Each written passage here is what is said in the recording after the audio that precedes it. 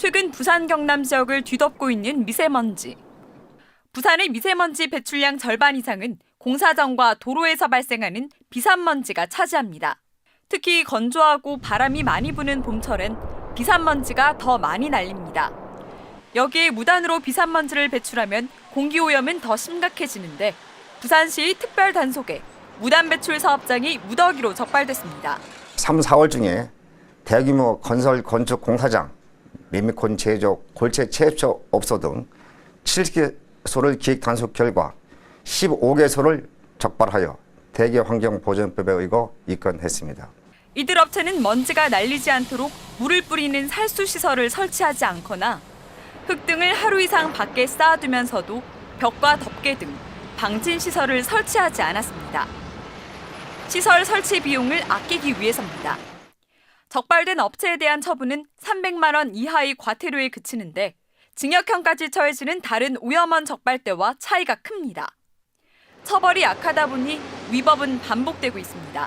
테러 처분 위주로 가다 보니까 기업이 그에 대한 부담을 크게 못 느끼고 있는 부분들이 좀 있습니다. 그래서 해외 독일이나 일본처럼 좀 더 이제 그런 위반했을 때 가징금이란 부분들을 좀 더 강하게 가져가서 자기들이 스스로 환경을 보호할 수 있도록.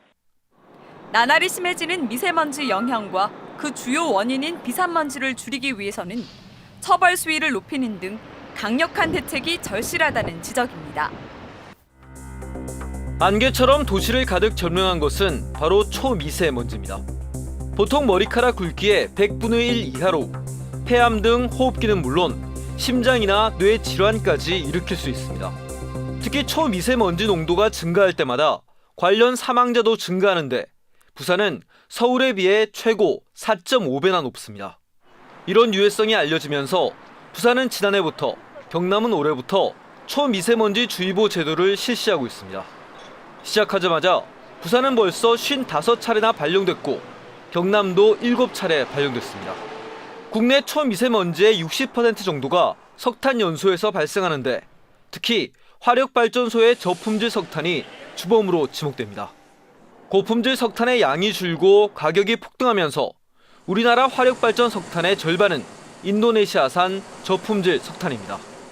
때문에 효율은 낮고 초미세먼지와 탄소 배출 등 환경오염은 많은 현실이 가장 큰 숙제입니다.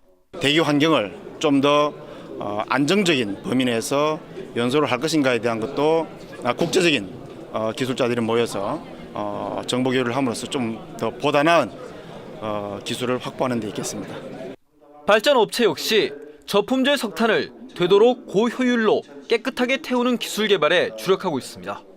미세먼지가 약 한 20-30% 이상 줄을 뿐만 아니라 또한 우리가 얘기한 질소산화물, 환경 문제 굉장히 중요한 IEA에서도 감축해야 되는 그 질소산화물도 우리 타켓으로는 약 한 35% 이상 줄일 수 있는 것으로 이 기술을 통해서 저희도 확신하고 있습니다. 석탄을 사용하는 화력발전소는 부산 경남에만 현재 15곳에 이르고 2곳이 더 건설될 예정입니다. 황령산에서 내려다본 부산 도심입니다.